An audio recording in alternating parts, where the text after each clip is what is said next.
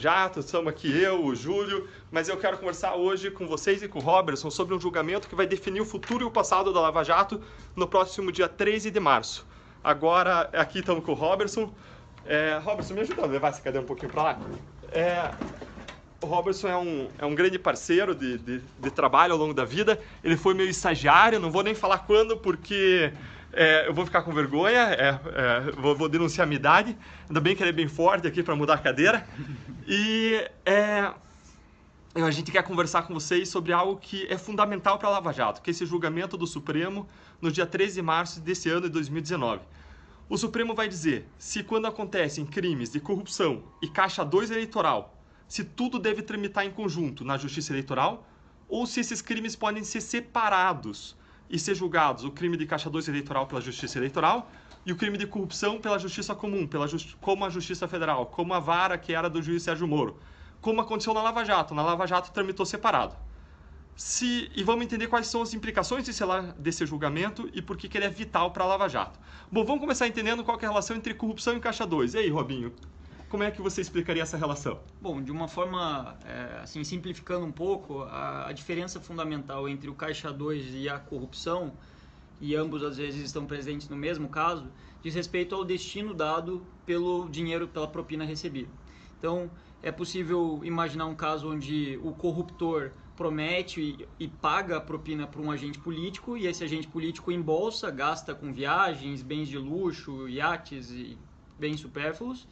E é possível imaginar também um caso onde esse agente político recebe a propina e investe total ou parcialmente essa propina na sua campanha política. Ou seja, usa esse dinheiro para ser eleito e não declara isso à Justiça Eleitoral. No primeiro caso, onde ele recebe uma propina e oferece, digamos, as suas facilidades para quem pagou a propina, mas ele não usa na campanha eleitoral, se tem só o caso de corrupção, um caso muito grave. No segundo caso, quando ele recebe a propina do corruptor e investe essa propina na sua campanha e não declara isso à Justiça Eleitoral, ele pratica a corrupção e o caixa 2.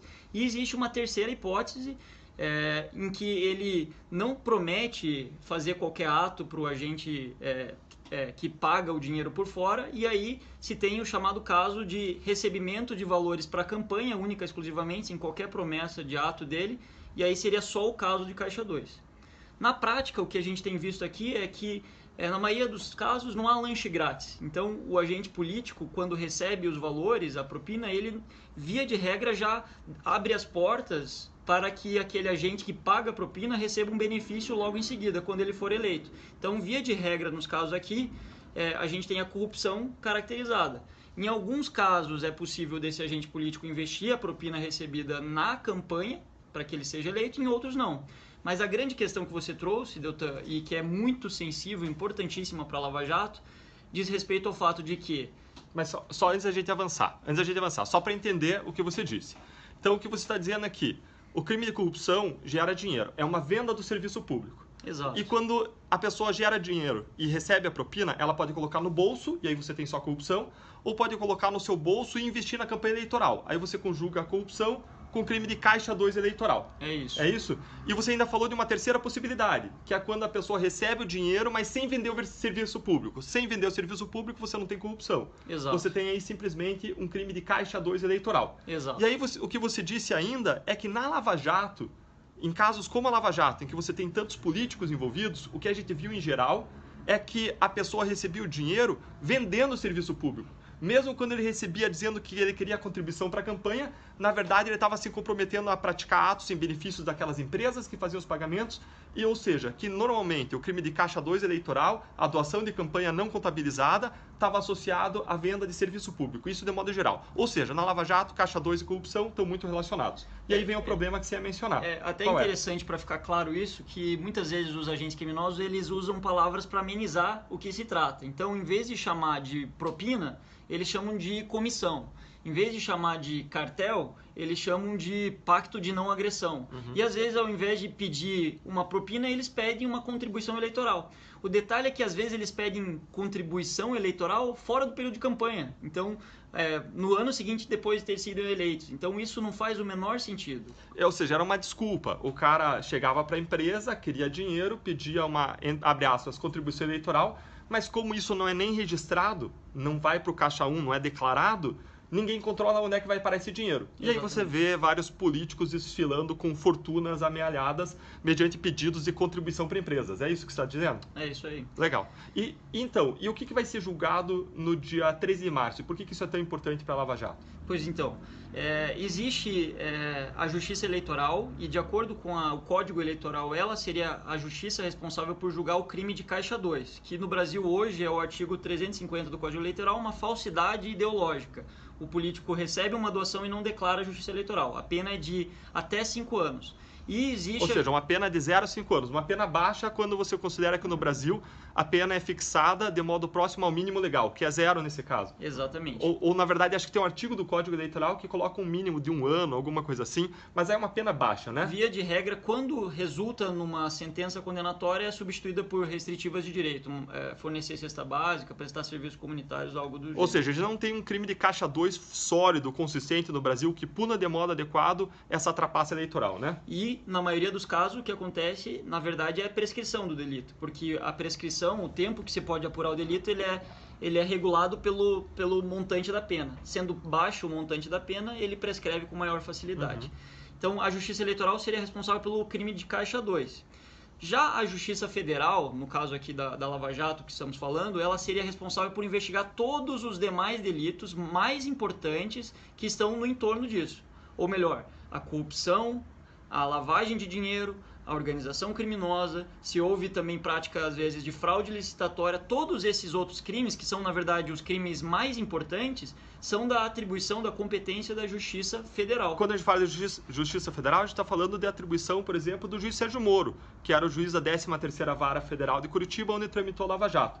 E essa decisão do dia 13 pode tirar tudo isso da vara do juiz Sérgio Moro e jogar para a Justiça Eleitoral, é isso? E qual que é a consequência disso? Por que isso é tão ruim para a Lava Jato? Bom, em primeiro ponto, se o Supremo entender agora no dia 13 que pela alegação da defesa que houve Caixa 2, deverá ir toda a investigação da corrupção, da lavagem, da organização criminosa para a Justiça Eleitoral, o primeiro efeito imediato seria, olha, existiriam dezenas de casos em que estamos investigando, estamos próximos de chegar a uma conclusão aqui, que seriam retirados do dia para a noite da Lava Jato. E iriam para uma pessoa que não conhece nenhum detalhe do caso. Então, cairia no colo de uma pessoa que não está acompanhando a investigação, às vezes investigações que duram já 6 meses, 1 ano, 2 anos, crimes muito complexos, com cooperações internacionais, colaborações premiadas, afastamento de sigilo, um verdadeiro quebra-cabeça. Então, quem recebe isso fica perdido nesse mar de provas, né? E a segunda consequência, e também é uma consequência que a gente não deve descartar, é que a Justiça Eleitoral ela é uma excelente justiça para tutelar a legitimidade, o pleito eleitoral. Ela faz isso muito bem, ela foi estruturada por isso, inclusive é estruturada de modo que seus juízes, por exemplo, nos tribunais regionais eleitorais, têm um mandato, né, de 2 anos, renováveis por no máximo mais outros 2 anos. Então, é uma justiça que segue o fluxo das eleições. Seus prazos são curtos, de recursos de 48 horas, às vezes até menos, e ela é feita para dar uma resposta rápida em tempo das eleições. E não tem a estrutura que a Justiça Federal tem, né? que possibilita investigações mais complexas, que possui juízes de carreira, né? Com garantias de inamovibilidade, de vitalicidade, com garantias que são fundamentais para investigar delitos complexos como esse. E a Lava Jato, ela tomou até agora já 5 anos. Se a Lava Jato for para uma justiça eleitoral, em que tem uma rotatividade de juízes e promotores que mudam a cada 2 anos aproximadamente, você não tem nem tempo de se inteirar com essa investigação. O Robertson chegou aqui quando a Lava Jato já tinha começado há algum tempo, já tinha uns 6 meses de vida, né? Acho que 4 meses. 4 meses de vida. E quanto tempo você demorou para se inteirar sobre o caso? Olha, naquele momento que a gente estava na quinta ou sexta fase, havia bem menos informações. Hoje a gente está já com 60 fases, né? Eu demorei meses, dias e noites lendo as peças, buscando me inteirar, né? A partir do momento que eu cheguei, teve as primeiras colaborações, né, de Alberto Youssef e Paulo Roberto Costa, que descortinaram um mundo novo de fatos, e isso tudo foi sendo aprofundado. Então, é impossível alguém compreender de forma ampla um grande conjunto de ilícitos como esse que investigamos aqui do dia para a noite. E em se tratando de um mandato de 2 anos, é muito provável que essa pessoa priorize o que de fato é a prioridade da justiça eleitoral, né, que são as eleições, as fraudes eleitorais, as propagandas indevidas, os registros que não deveriam acontecer. Aliás, tem vários artigos da lei que determinam que a justiça eleitoral deve dar prioridade para esses outros casos. Ou seja, os casos de corrupção e de lavagem de dinheiro que são tão importantes para a sociedade iam ficar num segundo plano, não é verdade? Exato. Vamos pensar aqui concretamente para ilustrar isso. Digamos que seja essa a decisão do Supremo. Olha, todas as investigações de corrupção e lavagem da Lava Jato, em que haja também a alegação do réu de que houve um Caixa 2, vão para a Justiça Eleitoral. Digamos que essa decisão seja tomada agora no dia 13 de março, demore um tempo para esses casos irem para a Justiça Eleitoral e a Justiça Eleitoral começa a receber isso outubro, segundo semestre desse ano. Recebeu esses casos, começou a investigar, vai demorar meses só para simplesmente ler tudo que existe na investigação, para começar a conectar os pontos. Nisso já se passou 1 ano, 2 anos, no ano de 2020 já é um ano onde vai novamente existir campanhas, novamente existirá pleitos, no caso eleições municipais, e esse será o foco da justiça. Aí para tudo, a investigação é interrompida. Aí só vai se retomar isso no ano de 2021. Aí muitos dos ilícitos cujas provas poderiam ser coletadas, os investigados já souberam que estavam sendo investigados, destruíram suas evidências, fugiram para o exterior. Ou seja, você perde a oportunidade de produzir prova. E ainda corre o risco da prescrição pela demora, não é verdade? É exatamente isso. E para entender um pouco melhor, então a gente tem o problema de mandar para a Justiça Eleitoral porque a Justiça não é aparatada, não tem um perfil institucional para investigar, para processar e para punir crimes complexos como de lavagem de dinheiro e de corrupção. Aliás, esses crimes são tão complexos que a própria Justiça Federal, como na Justiça Federal onde trabalhava o ministro e ex-juiz federal Sérgio Moro, foram criadas varas especializadas só para isso, varas que só trabalham com isso, porque mesmo quando você toma pessoas que trabalham permanentemente com análise e investigação de crimes, esse trabalho de investigar corrupção, lavar dinheiro, tem que ser especializado. E aí você vai para outra justiça que tem outra especialidade, ou seja, a gente não pode esperar que crimes de corrupção e lavagem de dinheiro vão ser investigados e punidos de modo adequado. Não por má vontade de juízes eleitorais ou promotores eleitorais, de modo nenhum, mas por ausência de especialização, de aperfeiçoamento e de perfil institucional. E de estrutura, né? Toda a estrutura dos tribunais regionais federais, dos próprios serviços que são acessórios, eles existem e funcionam na justa medida para dar uma resposta às eleições. Quando você traz para eles um mundo novo, do dia para a noite, de ilícitos complexos para investigar, é quase certo que esses ilícitos não vão ser investigados e processados em tempo. E é por esse motivo que tantos investigados defendem que suas investigações devem ir de mala e cuia, né, de corrupção, lavagem e Caixa 2 para a Justiça Eleitoral. Gente, isso chove agora. Todo investigado que está sendo investigado por corrupção quer pedir para o Supremo Tribunal Federal, para as outras instâncias, mandarem os seus casos para a Justiça Eleitoral, justamente por conhecerem esse cenário maior e por saberem que eles têm uma chance muito menor de serem punidos se os seus casos forem para a Justiça Eleitoral. Aliás, as alegações comuns, não custa lembrar, né? Quando algum agente político é confrontado com um possível recebimento de vantagem ilícita, de recebimento de propina, a primeira defesa que ele faz, digamos, no dia em que foi deflagrada a operação, é falar, olha, todos os valores que recebi da empreiteira X foram declarados à Justiça Eleitoral. Essa é a primeira declaração dele. Aí quando se mostra que ele recebeu valores que não os declarados à Justiça Eleitoral, ele fala, olha, isso aqui não é corrupção. No máximo que isso aqui é uma doação que não foi declarada à Justiça. E aí, se a gente continua a investigar... Ou seja, no máximo caixa 2. Essa é a próxima alegação dele, né? No máximo caixa 2. Mas quando a gente continua a investigar, a gente nota que, na verdade, não se tratava nem de uma doação declarada, nem de um caixa 2, mas sim de uma corrupção. Que por vezes aquele agente político se comprometeu a aprovar um projeto em favor daquela empreiteira, se comprometeu a destinar verba do orçamento da União para um estado X, onde aquela empreiteira ia executar uma obra. Enfim, são dezenas de atos. Ou seja, existiu venda de serviço público. Não Exato. Era nada de recebimento de doação, era corrupção propriamente dita. E se o dinheiro foi também para a campanha, era corrupção com caixa 2 eleitoral. Mas isso não se descobre do dia para a noite. Existem investigações em curso em que demoramos, às vezes, 6 meses, 1 ano e meio para juntar todas as peças.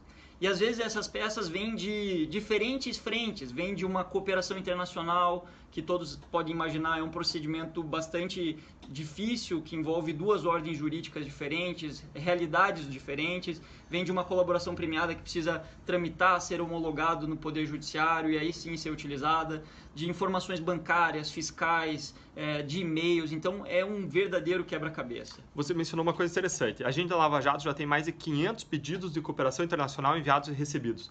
Valia fazer um pedido para o Departamento de Cooperação Jurídica Internacional do Ministério da Justiça para ver quantos pedidos de cooperação foram feitos a partir da Justiça Eleitoral. Eu apostaria que no Brasil foram feitos a menos de 10, se foi feito algum de cooperação internacional.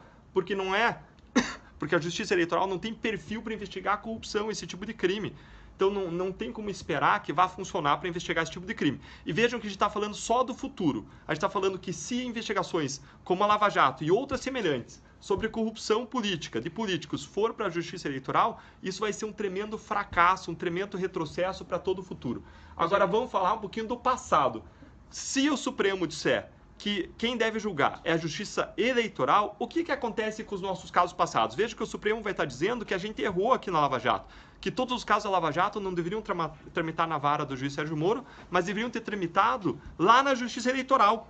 E se houve esse erro, qual que é a consequência desse erro para o passado da Lava Jato? O que acontece? Olha, com 99% de chance de acertarmos, eu ousaria dizer que choveriam do dia para a noite após essa decisão dezenas, se não centenas de habeas corpus alegando a nulidade de todas as investigações que foram feitas até hoje. Exatamente. E todo político ia querer mostrar que parte daquele dinheiro que ele recebeu, ainda que ele tenha embolsado a maior parte, ele ia querer demonstrar que parte foi investido na campanha. E se ele conseguir demonstrar, ele vai dizer que quem era competente para julgar esse caso, quem tinha atribuição, não era a justiça do juiz Sérgio Moro, não era essa vara do juiz Sérgio Moro, mas era a justiça eleitoral.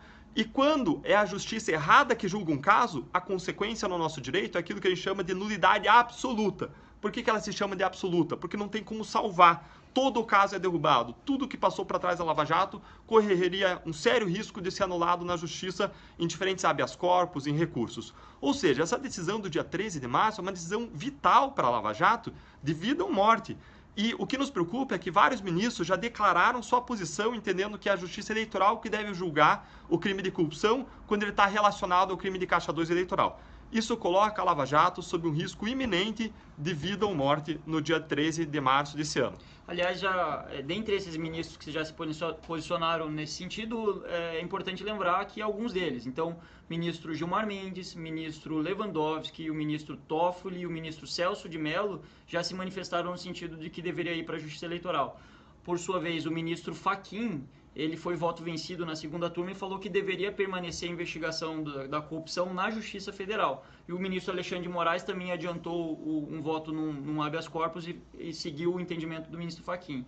Então hoje tem mais gente querendo, até agora, segundo os votos que a gente conhece, mais gente querendo mandar tudo para a Justiça Eleitoral. Sim. O que significa a ruína das investigações futuras, né? E esse é o ponto também. Se a gente for colocar temporalmente os possíveis efeitos disso, eles são efeitos no passado, trazendo a possibilidade de alegar nulidade e com isso voltar a estaca zero no que diz respeito aos avanços da Lava Jato, inclusive em casos concretos. No presente, retiraria uma série de investigações que estão prestes a serem conectadas na sua inteireza, né, a podermos tomar providências. E o futuro, não poderíamos investigar uma série de outros fatos que hoje estão sob nossa atribuição. É assim, gente, a gente está negociando aqui, nesse ano de 2019, vários acordos de centenas de milhões de reais Isso significa que a gente vai perder toda essa oportunidade de recuperar dinheiro para os cofres públicos, de punir pessoas responsáveis por crimes graves. Várias das pessoas que tinham foro privilegiado, vários políticos poderosos, perderam foro. Mandar todos esses casos para a Justiça Eleitoral, que não está preparada para esse papel, significa garantir a impunidade dessas pessoas poderosas, desses políticos que acabaram de perder foro. E tem mais um ponto que eu acho que é importante a gente colocar, o ponto de vista jurídico. A decisão é muito clara que deve tramitar a corrupção e a lavagem na Justiça Federal, por uma simples razão. Quem determina a competência da Justiça Federal é a Constituição da República. A nossa Constituição é que estabelece lá no seu artigo 109 que a Justiça Federal é competente para julgar a corrupção, a lavagem de dinheiro transnacional e outros delitos que ofendem interesses da União. Por sua vez, quem determina que o Caixa 2 deve ser julgado pela Justiça Eleitoral é o Código Eleitoral, uma norma de hierarquia inferior. Então, se a gente estivesse fazendo com que prevaleça o que o Código diz em detrimento do que a Constituição diz, a gente está falando que uma norma inferior vai prevalecer sobre a Constituição, que é a norma máxima do nosso país. É que nem dizer que o soldado vai mandar no general, é isso? Basicamente isso. É um contrassenso. Ou seja, juridicamente, a nossa Constituição determina que a competência para julgar o crime de corrupção é da Justiça Federal e não da Eleitoral, que é aquilo que a Lava Jato fez. Mas a gente corre um grande risco, essa nossa visão jurídica, essa é uma visão bastante fundamentada, e a gente corre o risco de que o entendimento seja contrário, não é verdade? Que a decisão seja contrária, o que coloca a Lava Jato, o passado da Lava Jato sob risco, o presente e o futuro não só da Lava Jato, mas de todas as grandes investigações sobre corrupção. Robinho, obrigado por esse tempo precioso teu, por esse tempo em que a gente pode estar conversando sobre essa matéria tão importante para a nossa sociedade, hoje, que é a corrupção, as implicações que ela tem e o que está acontecendo no tocante a julgamentos relevantíssimos para a Lava Jato nesse momento. Obrigado por vocês estarem conosco, um grande abraço e que a gente possa continuar juntos lutando por essa causa maior, que é a causa contra a corrupção, é o fim do desvio do dinheiro público no nosso país, que é um meio para um fim maior, que é conseguir uma sociedade mais justa, mais igualitária, com maior igualdade de oportunidades, uma sociedade em que as pessoas sofrem menos com a ausência do dinheiro público na área de educação, saúde, segurança pública e assim por diante. Um grande abraço a todos vocês.